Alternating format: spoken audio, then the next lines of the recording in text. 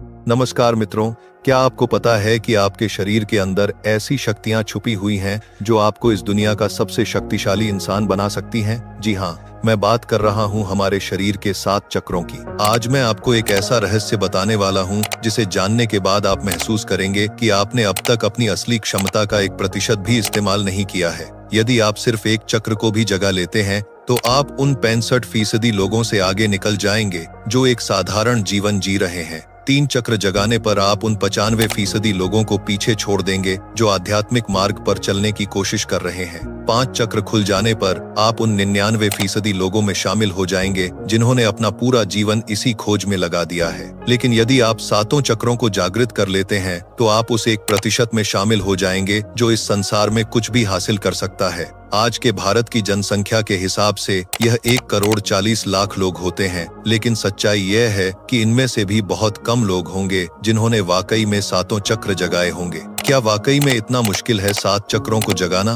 मैं कहूँगा हाँ भी और ना भी। क्यों?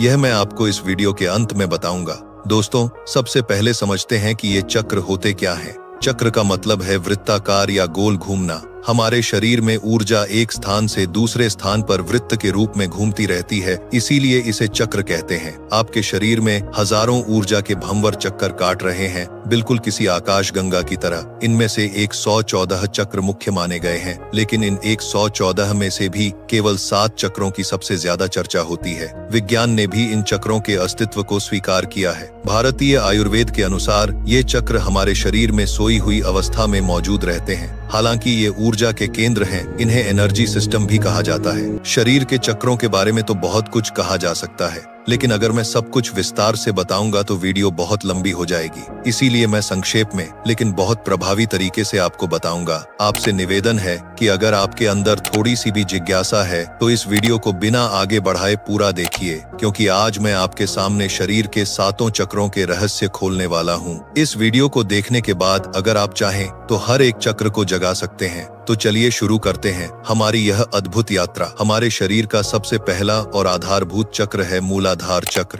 इसे जड़ चक्र भी कहते हैं क्योंकि यह हमारी जड़ों से जुड़ा हुआ है। यह चक्र गुदा और जननांग के बीच स्थित होता है और इसकी 4 पंखुड़ियां होती हैं।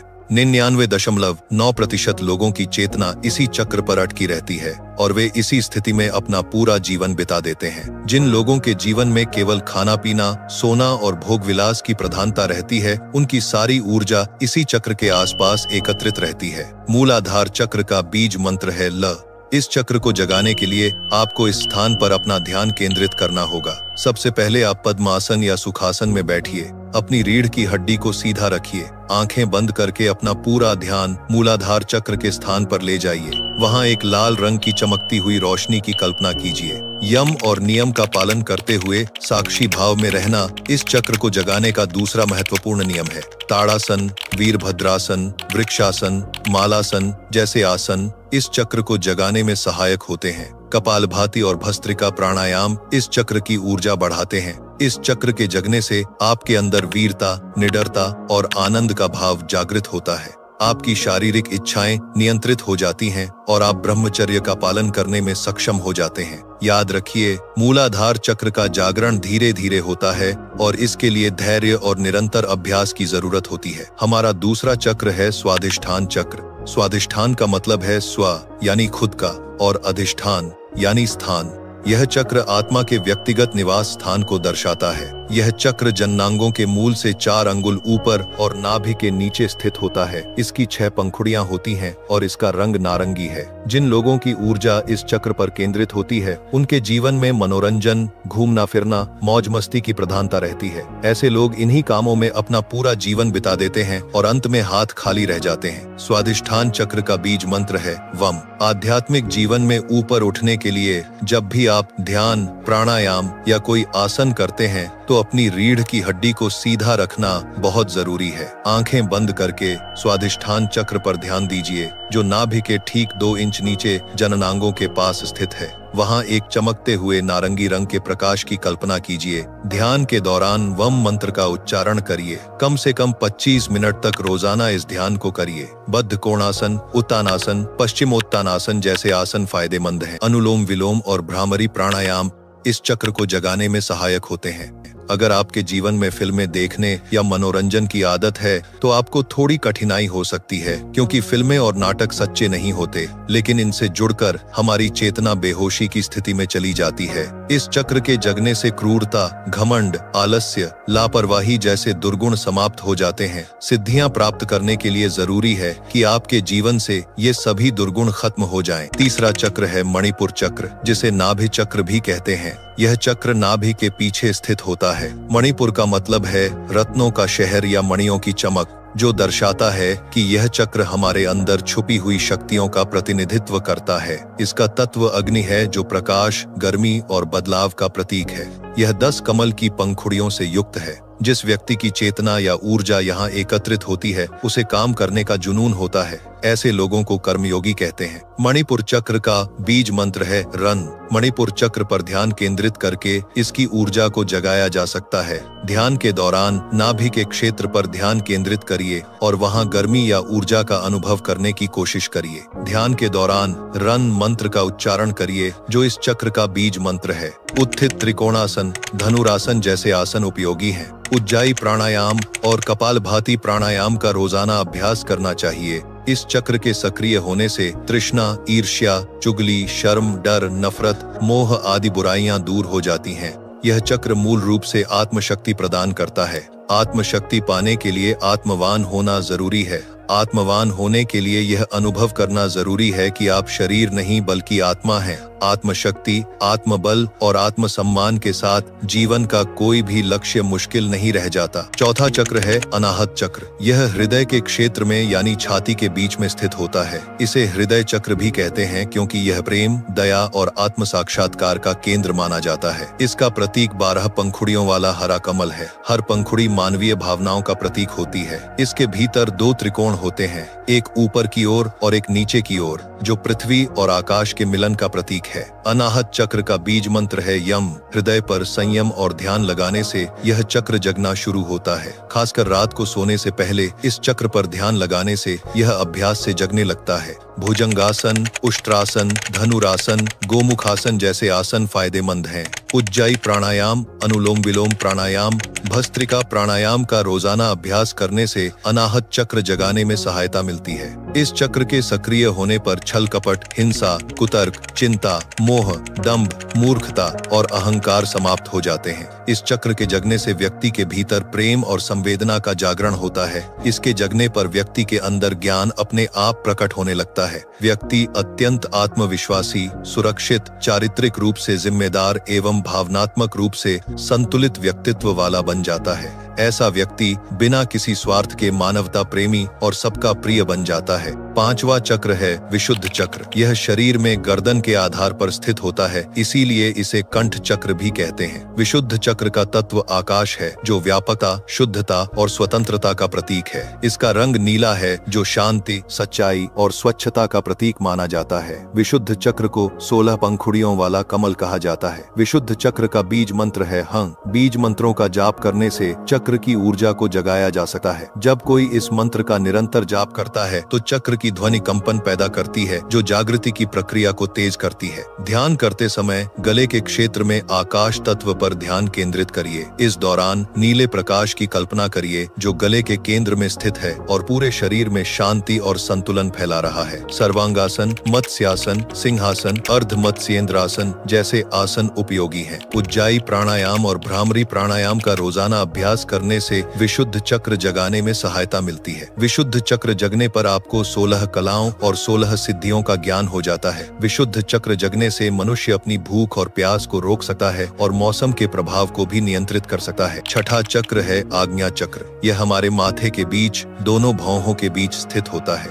इसे तीसरी आंख या भ्रू चक्र भी कहा जाता है। यह चक्र हमारे दोनों भौहों के मध्य मस्तिष्क के गहरे भाग में स्थित होता है और इस चक्र का मुख्य संबंध हमारी अंतर्दृष्टि और बुद्धिमत्ता से है। शास्त्रों में इस चक्र का वर्णन हमारे आंतरिक ज्ञान के द्वार के रूप में किया गया है। यह वह स्थान है जहां से हम भौतिक और आध्यात्मिक दोनों दृष्टि का अनुभव करते हैं। जिस व्यक्ति की ऊर्जा यहाँ ज्यादा सक्रिय होती है, वह संवेदनशील और तेज दिमाग का बन जाता है, लेकिन वह सब कुछ जानने के बावजूद भी मौन रहता है। इसे बौद्धिक सिद्धि कहते हैं। आज्ञा चक्र का बीज मंत्र है ओम। भौहों के मध्य में ध्यान लगाते हुए साक्षी भाव में रहने से यह चक्र जगना शुरू होता है। ध्यान करते समय अपनी दृष्टि को भौहों के बीच केंद्रित करिए। इस ध्यान को त्राटक ध्यान भी कहा जाता है, जिसमें एक बिंदु पर दृष्टि को स्थिर करना होता है। नियमित रूप से इस ध्यान का अभ्यास करने से आज्ञा चक्र का जागरण होता है। नाड़ी शोधन प्राणायाम, भ्रामरी प्राणायाम और अनुलोम विलोम प्राणायाम आज्ञा चक्र को जगाने में सहायक होते हैं। विशेष रूप से नाड़ी शोधन प्राणायाम नाड़ियों को शुद्ध करता है,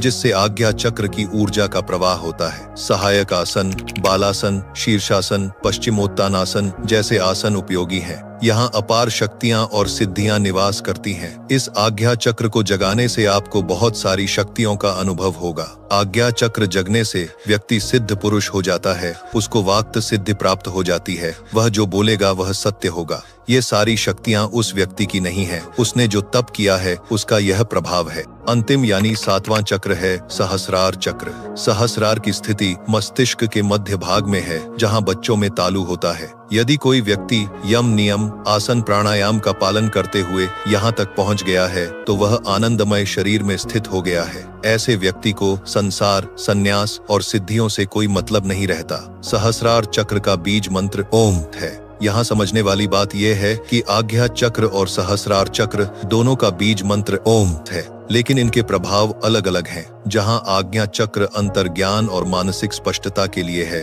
वहीं सहस्रार चक्र आत्मज्ञान और ब्रह्मांडीय चेतना से संबंध का केंद्र है। मूलाधार से होते हुए ही सहस्रार तक पहुंचा जा सकता है। लगातार ध्यान करते रहने से यह चक्र जागृत हो जाता है और व्यक्ति परमहंस के पद को प्राप्त कर लेता है। शीर्षासन, पद्मासन, शवासन जैसे आसन उपयोगी हैं। भ्रामरी प्राणायाम, नाड़ी शोधन प्राणायाम, उज्जाई प्राणायाम सहस्रार चक्र जागरण के लिए उपयोगी हैं। शरीर की संरचना में इस स्थान पर अनेक महत्वपूर्ण विद्युतीय और जैविक विद्युत का संग्रह है। यही मोक्ष का द्वार है। सहस्रार चक्र जगने के बाद आपको सर्वोच्च ज्ञान, आत्म साक्षात्कार, ब्रह्मांडीय ऊर्जा से संबंध, भौतिक और आध्यात्मिक उत्थान, शांति, आनंद और परम सुख की अनुभूति होती है। दोस्तों, अब मैं आपको वो बात बताता हूँ जो मैंने शुरुआत में कही थी। 7 चक्रों को जगाना हाँ भी है और ना भी। इसका कारण यह है, पहली सावधानी, एक एक करके धीरे धीरे एक चक्र की ऊर्जा को संतुलन में रखते हुए ही आपको दूसरे, तीसरे, चौथे चक्र की ओर बढ़ना चाहिए।